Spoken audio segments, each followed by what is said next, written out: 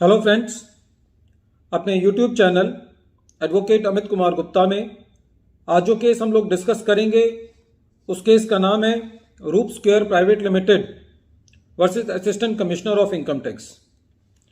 ये case 99 ITR page number 451 पे report हुआ। मैटर चंडीगढ़ ITAT ने डिसाइड किया और इस केस का जजमेंट 3 जून 2022 को आया। फ्रेंड्स, इस केस के अंदर थोड़ी सी झलक जो है वो डिमोनेटाइजेशन पीरियड के दौरान जो ज्वेलर्स के यहाँ कैश जमा हुआ बुक्स के अंदर, और ज्वेलर्स ने उस टाइम काफ़ी ज्वेलरी को सेल किया क्योंकि एक ऐसी पैनिक सिचुएशन थी देश के अंदर कि लोगों को ये समझ में नहीं आ रहा था कि जो उनके पास कैश है वो उसको कैसे यूज़ करें। तो काफ़ी लोगों ने ज्वेलर्स के पास जाकर के ज्वेलरी खरीदी। ज्वेलर्स ने जो ये सेल किया था उस कैश को अपनी बुक्स में कंसीडर किया, उनको प्रॉफिट एंड लॉस अकाउंट के अंदर दिखाया और फिर उसके बाद उस कैश को बैंक में जमा कराया। तो काफ़ी सारे केसेस रीओपन हुए डिमोनेटाइजेशन के पीरियड के, और जब उनकी असेसमेंट की गई तो काफ़ी जगह एसएससी की एक्सप्लेनेशन देने के बाद भी उस कैश डिपॉजिट का एडिशन किया गया, या जो उस टाइम सेल की गई थी उस सेल को बुक्स में लेने के बाद भी क्वेश्चन किया गया। कई जगह तो सारी सेल को भी सेक्शन 68 में ऐड किया गया, और कई जगह जो एसएससी के ग्रॉस प्रॉफिट को बहुत ज़्यादा बढ़ा करके असेसिंग ऑफिसर ने एसएससी का जो है टैक्स कैलकुलेट किया। तो ये केस भी एक इसी चीज़ का एग्जाम्पल है। इस केस में एसएससी जो है वो एक ज्वेलर था।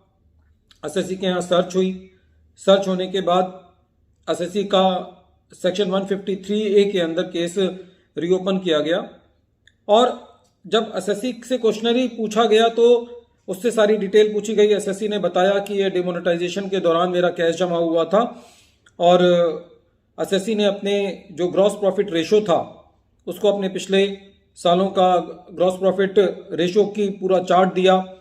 उदाहरण के तौर पर जो ये वाला पीरियड था वो असेसमेंट ईयर 17-18 का था, और उससे पहले कि जो 2 साल थे असेसमेंट ईयर 15-16 और 16-17, उनका जो जीपी रेट था वो 15.75% 15-16 के अंदर था, और 16.28 जो है वो असेसमेंट ईयर 16-17 में था।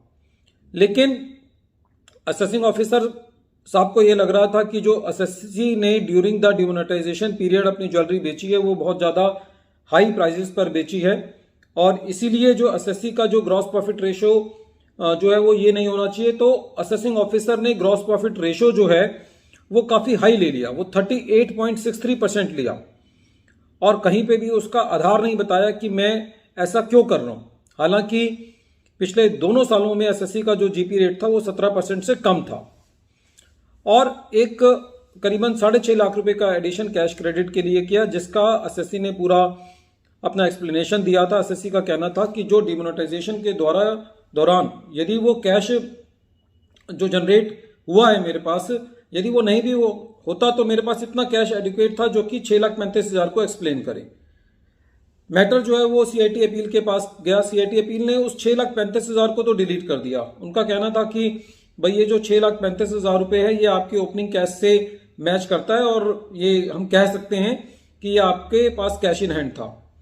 लेकिन जो जीपी रेट था जो कि 38.63% असेसिंग ऑफिसर ने लिया था, उसके ऊपर सीआईटी अपील साहब का कहना यह था कि कहीं ना कहीं ऐसा तो है कि आपने ड्यूरिंग द डिमोनेटाइजेशन पीरियड जो ज्वेलरी बेची है उसको काफी हाई प्राइसेस पर बेचा है, तो इसीलिए मैं 38.63 तो नहीं लगा रहा रेट, लेकिन उन्होंने उसको 20% कर दिया आर्बिट्रेरली।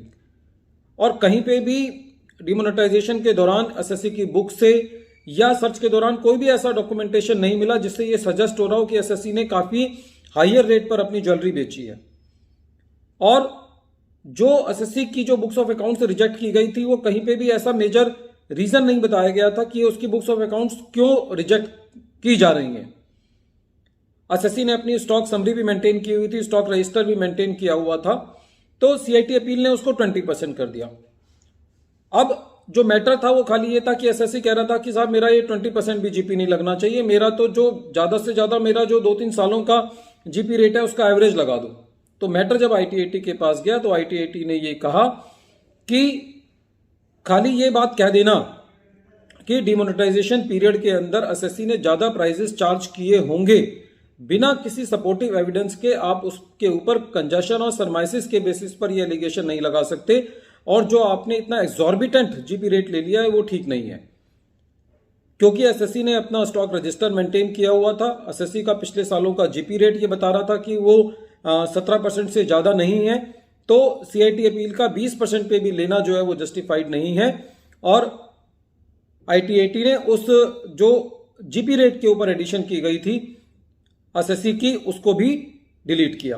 तो फ्रेंड्स, इस केस से अपने को ये समझने को मिलता है कि बिना एविडेंस के, जहां पे एसएससी ने अपना स्टॉक रजिस्टर भी मेंटेन किया हुआ है, अपनी सारी जो कैश सेल्स है वो प्रॉफिट एंड लॉस अकाउंट में ली हुई है, तो ऐसे केसेस के अंदर आप उसका जीपी रेट के ऊपर या कैश क्रेडिट का एडिशन नहीं कर सकते। एक बार फिर मैं केस का नाम रिपीट कर रहा हूं। केस का नाम है रूप square private limited versus assistant commissioner of income tax. Thank you friends.